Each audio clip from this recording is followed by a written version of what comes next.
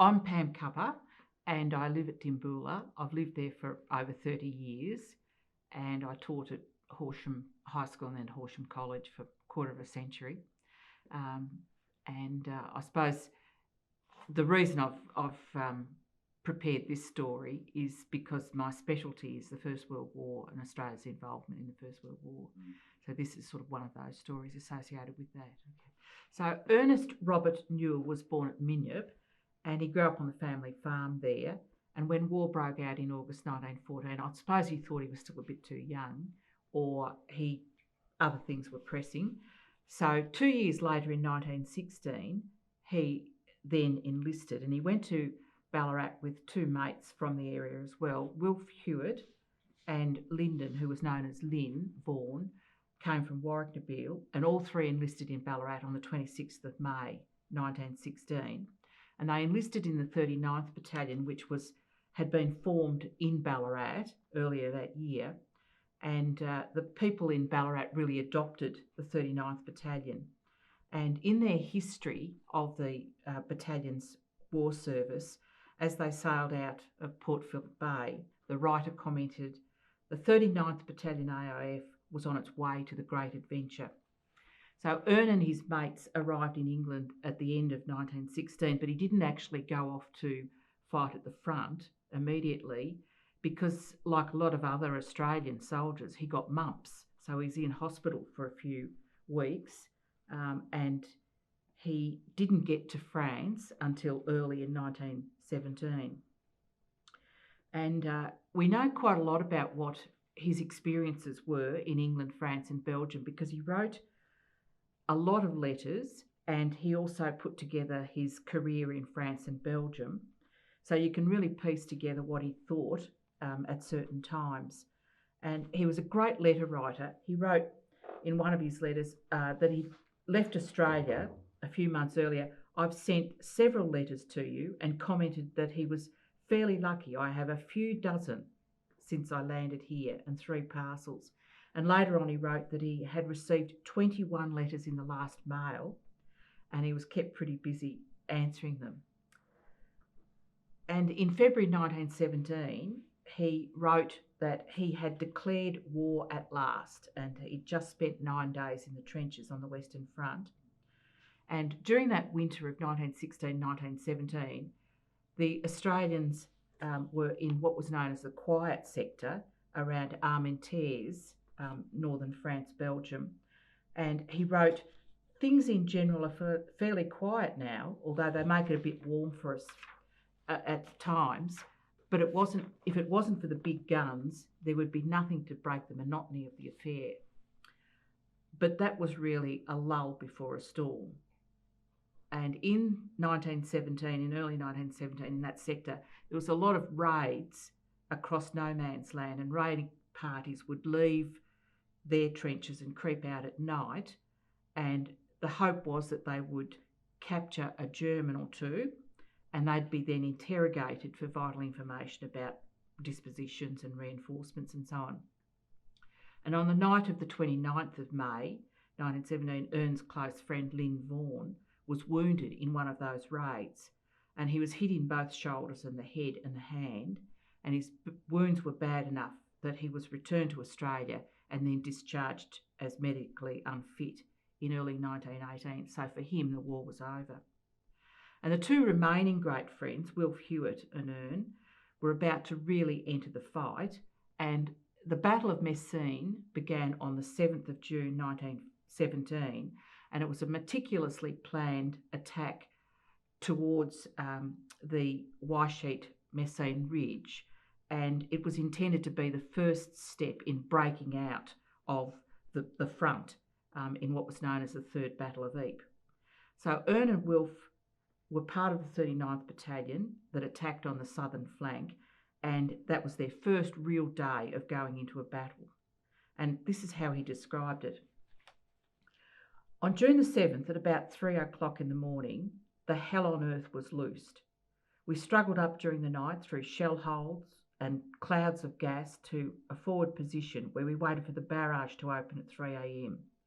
It opened, and at the same moment they blew up 3 or 4 mines. In fact, they blew up 19 mines.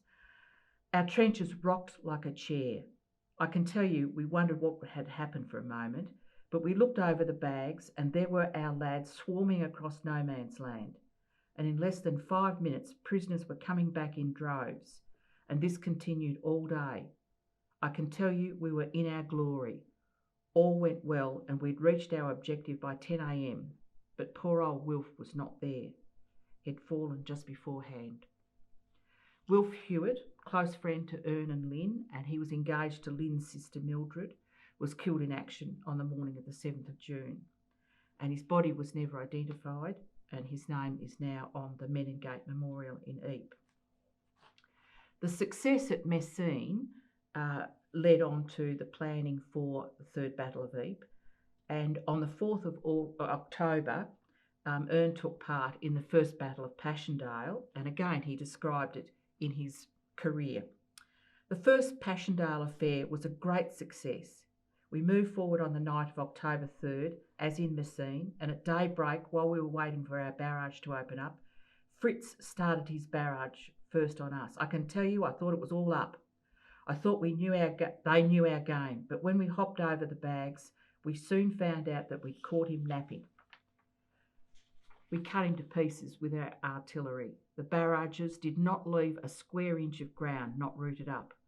The Germans ran to us with their hands up, crying like babies and muttering, "Merci, camarade." The first attack towards Passchendaele was successful, but a week later Ern joined the attack on to take Passchendaele itself, and so he continued his description. The evening of the 11th of October, when we again moved forward to do what we call the second Passchendaele stunt, which was a blank.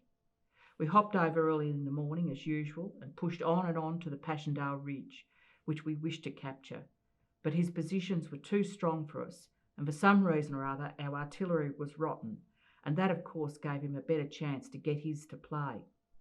He was one too many for us, and we had to retire to our position with him sniping at us and his machine guns going a treat. There were men falling all around, but I marched on with the old Lewis gun on my shoulder and came out without a scratch. Now, Ern was really one of the lucky ones. He'd enlisted in May 1916, and that meant that he was too late to fight at Gallipoli, and he also missed out on the disasters at Fromelles in the middle of 1916, and he wasn't in the Battle of the Somme.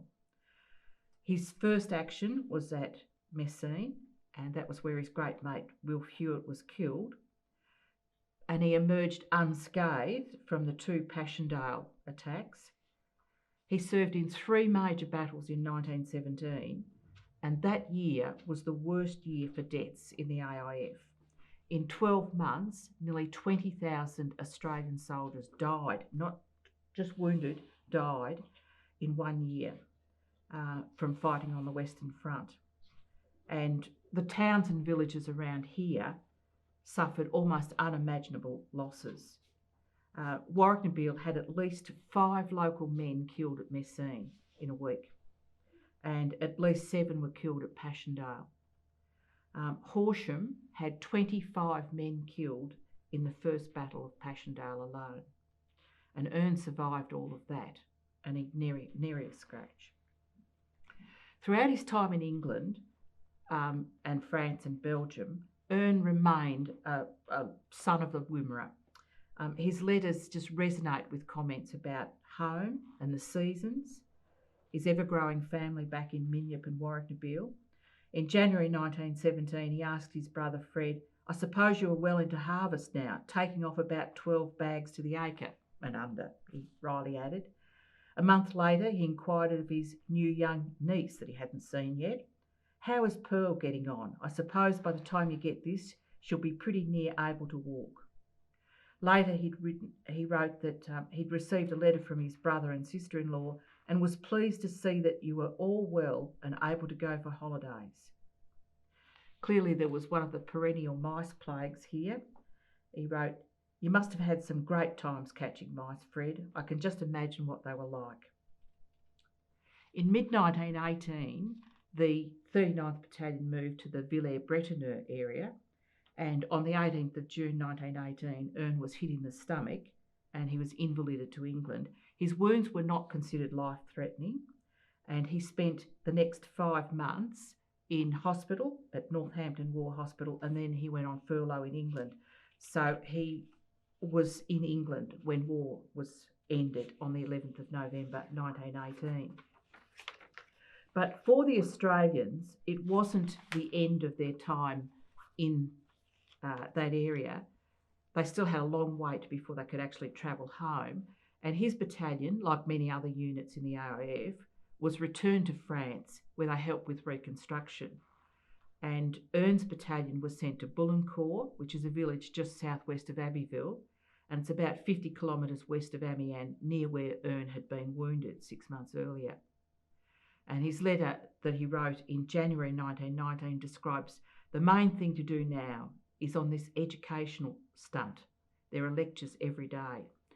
He described spending Christmas and the New Year with the village kids, and he wrote that the battalion had helped French kiddies of the village celebrate their first Christmas after 5 years of war.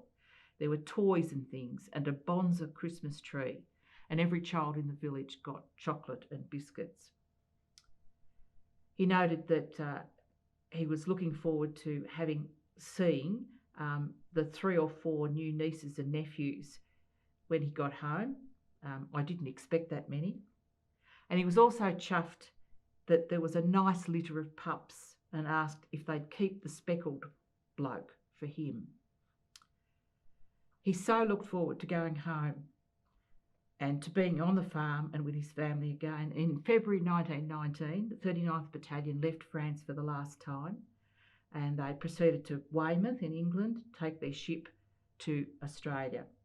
And on board, men completed questionnaires about their future in Australia, and Ern noted that he preferred to live in the country and that he was a farmer but willing to work at other trade. The ship sailed across the Indian Ocean and stopped briefly in Colombo. And a few days out of Perth, Ern was admitted to the ship's hospital with acute appendicitis, and he died at 6:30 p.m. on the 6th of June 1919 and was buried at sea.